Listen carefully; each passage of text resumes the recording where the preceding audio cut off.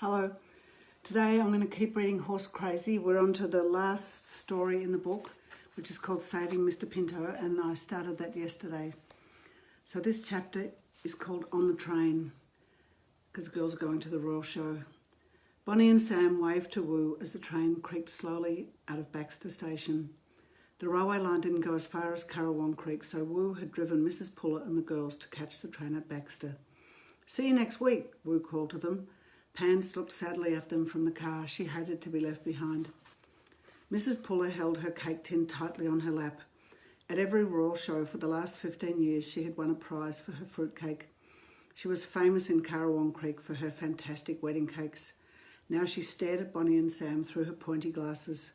"You won't misbehave, will you?" she said. "I'm not used to children. Mr. Puller and I were never blessed with little ones." Sam felt awkward. She knew Mr. Puller had died last year and she didn't know what to say, but Bonnie leapt right in. Woo had taught Bonnie that people like to talk about their loved ones. "No, Mrs. Puller will be good," said Bonnie. "Tell us about Mr. Puller. Did he used to go to the show with you?" It was though Bonnie had unplugged Mrs. Puller. Story after story came tumbling out. The time Mr. Puller won the wood chop, when Mr. Puller dropped the cake, Mr. Puller and the runaway pig, and Mr. Puller's pasta disaster. There she is telling them all about Mr. Puller. In the city, Bonnie and Sam's eyes were on stalks as the train passed through the city. In Currawong Creek, everyone looked pretty much the same, but here the streets were crowded with people of all shapes and sizes, wearing clothes and hairstyles that might have been from another planet. The train moved on again, wobbling across a mesh of silver tracks. "We'll be there soon," said Mrs. Puller. "Make sure you've got all your bags. I know how forgetful you young people can be." Just before the showgrounds, the train stopped to let another train past. Sam stared idly at the leaning fence beside the railway tracks. Bulging graffiti spelt something she couldn't read. It was everywhere, writing you couldn't understand. Bonnie was thinking the same thing. "It's like yelling but not saying anything," she said. "Maybe it's a secret language that only graffiti writers know." And there's a lot of people waiting at the station. Suddenly Sam saw something move behind the fence. "Look, Bon, there's a pony in that backyard." Bonnie leapt to the window so she could see through the gap in the fence. The pony took a step forward and they could both see it clearly, a tiny grey thing with all his ribs showing. "He's starving." Bonnie's voice cracked with emotion at the sight of the poor pony. He had a dirty rope tied around his neck. "He's tied up to the clothesline, Bon," said Sam. "Look, you can see the top of the hill's hoist above the fence." Mrs. Puller wriggled over so she could see too. She didn't let go of her cake tin. "Oh, the poor little thing," she cried. "Who could treat an animal so badly?"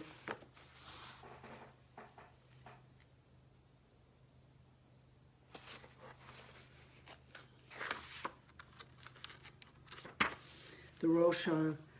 Mrs. Puller led Bonnie and Sam through the showgrounds. She knew all the streets and alleys by heart. Music blared and motors roared as they walked past the sideshows.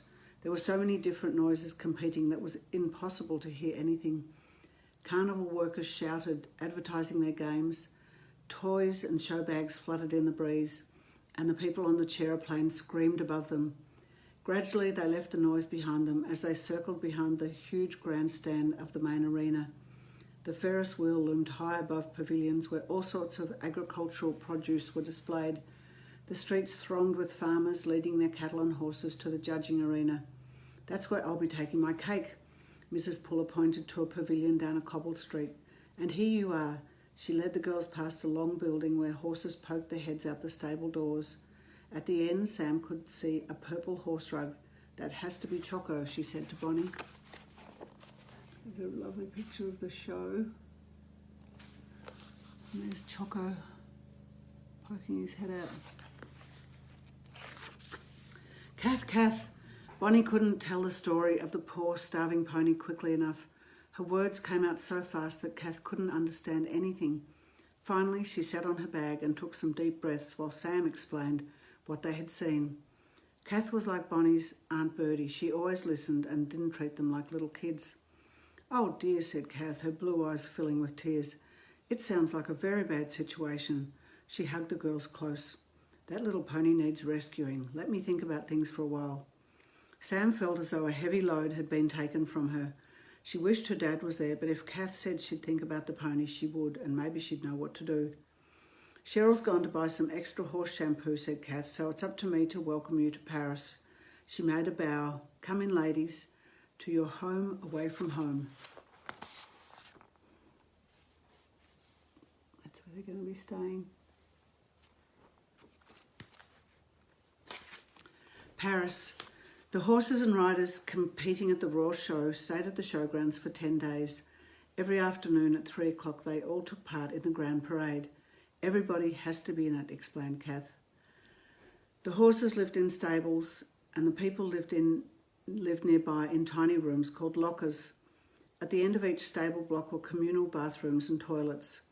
Kath and Cheryl had been coming to the show for 40 years and they always stayed in the same locker. They called it Paris because it had a tiny square of lawn and a plum tree in front of it. Choco's stable was right next door. Cheryl and Kath had set up a card table with an electric jug and frying pan and some camping chairs. We've got folding beds, said Kath. We'll sleep down here. Your bedroom is upstairs. And look, she kneeled beside the wall and pointed to a wobbly drawing. Cheryl drew this little horse when she was 4. Bonnie and Sam climbed up the rickety ladder, spread their sleeping bags out on the airbed Cheryl had blown up, and unpacked their things, turning the tiny space into home. Look, Sam, we've got a window. Bonnie released the latch and looked down the sloping roof to the street below. It's like a little town. I can't wait to explore. Suddenly something banged the floor from below. It was Kath with a broom. I have a plan, girl, she called. Come down and I'll explain it.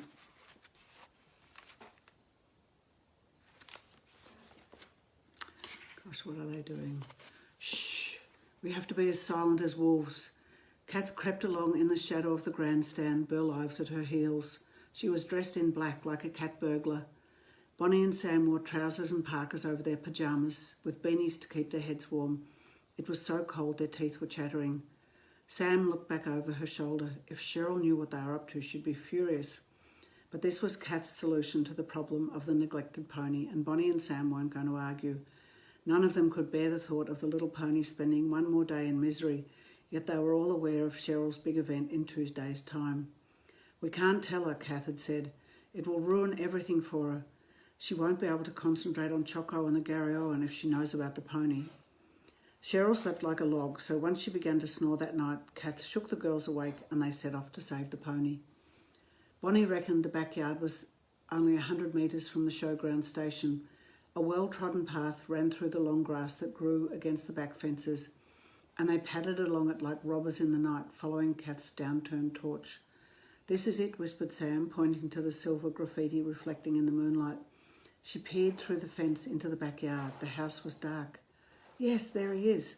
Kath wriggled beside her and Bonnie smelled the Chanel perfume that she always wore. Burl Ives pushed up to the gap too, whining. Oh, the poor little thing, sighed Kath. Can we just take him, whispered Bonnie. Isn't that stealing? I'd call it a rescue, said Kath. No pony deserves to be kept in these terrible conditions. Let's see if we can untie his rope. There they are, sneaking along. Panic. Woof, woof, woof. A black shape hurtled across the yard, barking furiously at them. Burl Ives ran yelping into the night. Kath and Bonnie and Sam raced back along the track, trying not to scream, tripping and stumbling in their paddock. Suddenly, a light flooded the yard and a huge shadow of a man spread out. Get out! Go on, get! The dog kept barking, a savage, growling bark that sounded like a wild beast.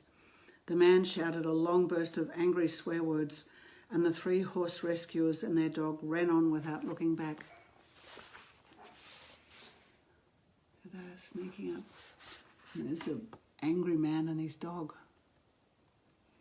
I'll have to stop there and keep going tomorrow because I'm nearly up to 10 minutes. Thanks for listening. Bye-bye.